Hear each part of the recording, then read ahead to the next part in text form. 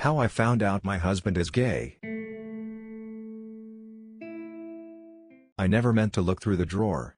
If you'd asked me a week ago, I would have said that after 6 years of marriage, after countless shared birthdays, holidays, and quiet Sunday afternoons, there was nothing left in Andrew's life that could surprise me.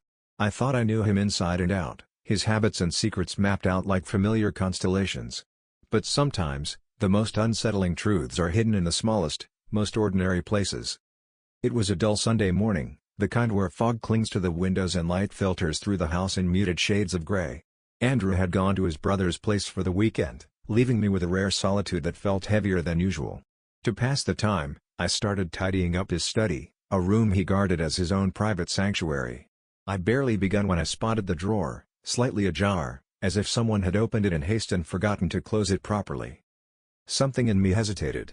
It felt like an invitation, the way it waited there, as if holding its breath. Before I knew it, my hand was reaching out, nudging it open just a little further. There, amidst the typical clutter, receipts, loose change, crumpled sticky notes, was a small, nondescript envelope with a single initial scrawled on it, A. Inside were photographs, and at first glance, they seemed harmless enough. But as I sifted through them, my breath caught in my throat. There, in the center of each photograph, was Andrew. And he wasn't alone.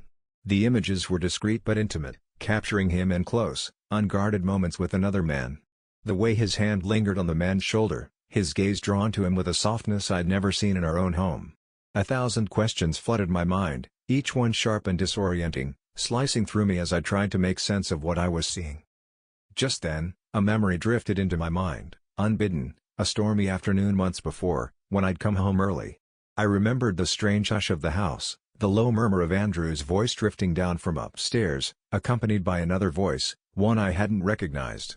I'd brushed it off then, thinking he was on a call. But now, as I stared at the photographs, the fragments clicked into place, each one a piece of a puzzle I didn't know I'd been assembling all these years. That day, I'd stood at the foot of the stairs, the rain pounding against the windows, and I'd almost gone up to say hello. But something had stopped me, a feeling, a prickling at the back of my neck. And now, standing here with the photographs in hand, I realized with chilling clarity that this was the answer to the questions I hadn't dared to ask. I closed my eyes, feeling the weight of my own blindness, my hands trembling as I tried to steady my breath. How hadn't I seen it? Was I too wrapped up in my own illusions, too willing to overlook the strange, quiet distance that had been growing between us?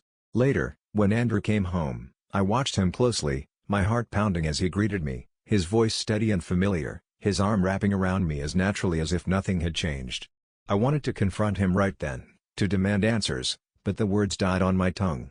Instead, I held onto my silence, carrying the knowledge like a secret I wasn't ready to share. For days, I felt as if I were trapped in a dream, the truth hovering around me like a dark mist, coloring every moment we shared. I thought of his laugh, the way his eyes crinkled when he was genuinely happy, a happiness I hadn't seen in a long time. I thought of those photographs, of the man in them, and of the tenderness in Andrew's gaze that told me all I needed to know. In the end, I waited until the right moment, the right words. When I finally spoke, I didn't tell him what I'd seen. Instead, I asked him if he was happy, if he felt whole.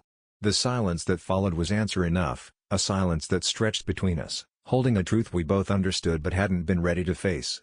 Sometimes, I still think about that stormy afternoon, the way the sky finally opened up and poured itself out, cleansing everything in its path. And in a way, that's what we did. We found a way to let each other go, to make space for the person he was finally allowing himself to be. Because sometimes, the greatest gift you can give someone is the freedom to be truly themselves, even if it means letting go of the version of them you held so close. Thanks for joining us on this journey into the hidden stories around us. If you're intrigued by untold truths, then join the Hidden Confessions family. Subscribe, hit the notification bell, and give us a thumbs up if you want more stories like this. And don't forget to share your thoughts or even your own stories in the comments below, because here, every voice matters.